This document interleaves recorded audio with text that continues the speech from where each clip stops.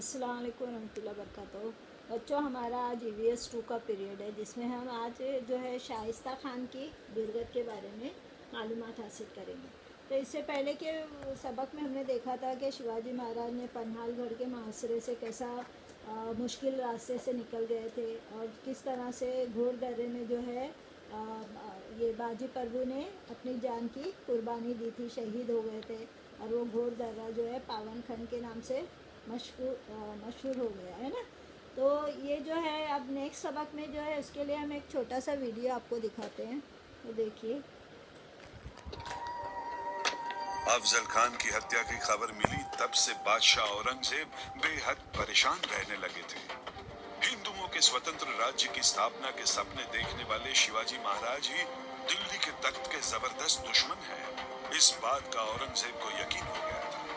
शिवाजी का बंदोबस्त करने के लिए उन्होंने अपने मामू शाइस्ते खान को बुलवाया था और उनसे कहा, मामू जो जी में आए वो करो, पर शिवाजी को शिकस्त देनी ही होगी। चाहो इतना सैन्य ले जाओ, पर शिवाजी को हरा कर ही आना। और एक बात याद रखना, अगर ये नहीं जमा तो मुझे मुंह दिखाने भी वापस मत आना। शाइस्ते खान निकल पड़ा। वो अपने साथ औरंगजेब की सुसज्जित फौज लेकर जा रहा था। कई हाथी, ऊंट, हजारों घोड़े, सरंजाम के छकड़े, तो शस्त्रास्त्र, जो भी ले जाना मुमकिन था वो सब कुछ लेकर शाइस्ते खान निकल पड़ा। उसकी फौज समंदर जैसे विशाल थी।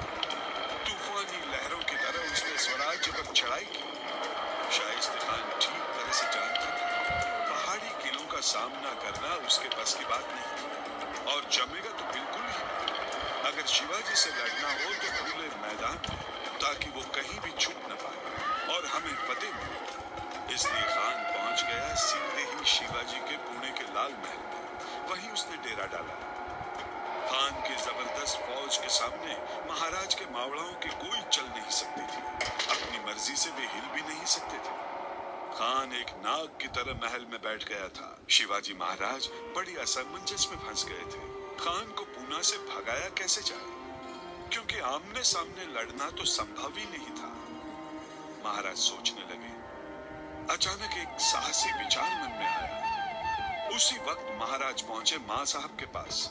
मां साहिब ने पूरे धैर्य से उनकी योजना के बारे में सुना। आंखें बंद करके शिवाजी से कहा, शिवबा, अरे शिवबा, तुम्हारी योजना तो, पर दाव उल्टा पड़ा तो जान का जोखिम है शिवबा। मां साहिब, आपके और मां भवानी के आशीष मेरे साथ हो तो हमारी जान को कोई जोखिम नहीं है। हमें मौत का भी डर नहीं है, इसीलिए तो आपकी परवानगी लेने आया हूँ। मां साहिब ने आशीर्वाद दिए। दूसरी तरफ शाइस्ते खान ने पुणे का बंदोबस्त और कड़ा कर दिया था। यहाँ आने जाने वालों की बारीकी से जांच की जाती थी। महाराज ने अपने एक मावड़े को शादी की बारात अंदर ले जाने की परवानगी लेने के लिए शाइस्ते खान के अधिकारी के पास भिजवाया। उसे परवानगी मिल गई। महाराज की सबसे बड़ी बाधा दूर हो गई। संध्या का समय हुआ। शादी की बारात तय किया गया था वैसे ही गांव की चौकी तक आ पहुंची। दूल्हा घोड़े पर सवार था। उसका चेहरा फूलों की माला से ढका हुआ था। आगे शहनाई के नीचे सूर गूंज रहे थे। बारात के पीछे पीछे चलने वाले बारातियों में महाराज और उनके मावड़ा तुम मिल गए थे। वेश बदलने के कारण कोई पहचाने नहीं लगा। बारात को देखने के लिए कई लोग सड़क पर जमा हुए थे। बाजे के साथ बारात आगे बढ़ी। लाल महल के आसपास चक्कर लगाकर बारात सामने आकर दूल्हे की नजर उतारी गई। अंदर से कन्या बाहर आई। बारात के बाराती फैल गए। अंधेरे में कन्या ने अपना भेष उतार दिया। वो तो एक मावड़ा था। हाथ में तलवार लेकर वो कूद पड़ा। अन्य मावड़ों ने भी अपनी अपनी तलवारें निकाली। सबको इकट्ठा करके महाराज ने धीमी आवाज में सूचना दी। महाराज तो लाल महल के कोने कोने से वाकिफ थे। उनका तो बचपन ही यहाँ बीता था ना। महाराज ने खिड़की से रसोई घर में प्रवेश किया। वहां खानसामा दूसरे दिन के भोजन की तैयारी में लगे हुए थे। महाराज को देखते ही वे डर गए। उन्हें आवाज करने का मौका भी न देते हुए बांध दिए गए। सब खान के शयनखंड में पहुंचे। खान अपने शयनखंड में सो रहा था। बेचारे को तो ख्याल ही नहीं था कि उसके खंड में खुद यमदूत आकर खड़ा है। तभी नीचे से चिल्लाने की आवाजें सुनाई दी। खान की नींद टूट गई। क्या हुआ? ये क्या गड़बड़ है? वो देखने के लिए खिड़की से नीचे देखने लगा। आंगन में खड़े मावड़े उसे दिखाई दिए। शिवाजी के मावड़ों को देखते ही वो चकरा सा गया। या अल्लाह ऐसा चीखने लगा। वो थर-थर कांपने लगा।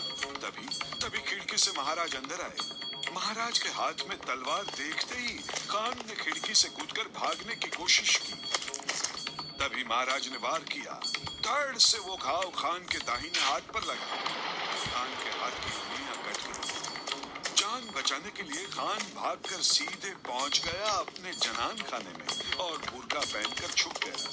इतने में बुर्के से आवाज आई, हम पर रहम कीजिए, हम पर रहम कीजिए, रहम कीजिए। महाराज ने सवाल किया, कौन है? हम खान साहब की बड़ी बेगम है। बुर्के से आवाज आई। महाराज वहीं रुक गए, क्योंकि आवाज तो मर्दाना लगती थी। उन्होंने बारीकी से नजर की, पर बेगम के बुर्के में शाइस्ते खान कांप रहा था। उसकी कपकपी किसी भी तरह रुकती नहीं थी। महाराज ने कड़ी आवाज से कहा, शिवाजी कहते हैं, वो मैं ही हूँ। आज तो तुम पर रहम करता हूँ, फिर कभी सामने आया तो काट डालूंगा। जान प्यारी हो तो पूना छोड़कर निकल जाओ, अभी के अभी निकल जाओ। जान बचाने के लिए खान भाग निकला। महाराज भी चल पड़े, पर जाते जाते मावड़ों ने एक हंगामा मचा दिया। एक कमरे में बहुत सारे वाद्य थे। नजदीक में ही सभी वादक सो रहे थे। तलवार की नोक पर उनसे वाद्य बजवाए। वाद्यों की आवाज से छावनी में और भी गड़बड़ी हो गई। अंधकार का फायदा उठाते हुए महाराज और उनके मावड़े सिंहगढ़ की ओर निकल पड़े। खान के सैन्य ने महाराज का पीछा किया। तभी उन्हें दूर दीवा घाट पर मशाल का उजाला दिखाई दिया। खान के सैनिकों को लगा कि शिवाजी अपने मावड़ों के साथ भाग रहे हैं। वहां पहुंचकर सैनिकों ने देखा तो बैल उनके सींग पर मशालें जलाई गई थी। खान के सैन्य को बेवकूफ बनाया गया था। उन्हें अपनी बेवकूफी का एहसास होने तक तो महाराज सुखरूप सिंहगढ़ पहुंच भी गए थे।